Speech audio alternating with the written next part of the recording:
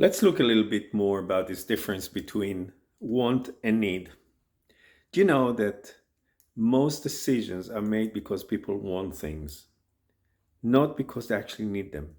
Now, there's nothing wrong with wanting, but that shouldn't be the main proposition of decision making.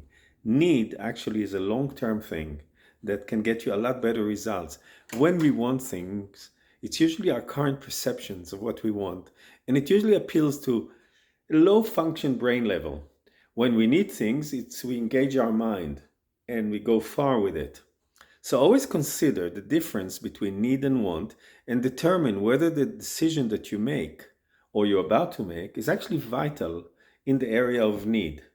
Because want is nice, but it shouldn't be a long term game. And it shouldn't have all the important things that need has. Because need is actually to do with sustenance, with continuance, with long term, or as it's called, an infinite game.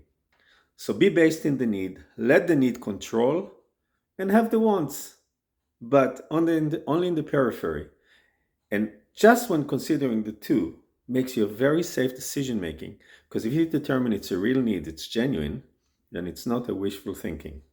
And that makes you stronger. Moving on.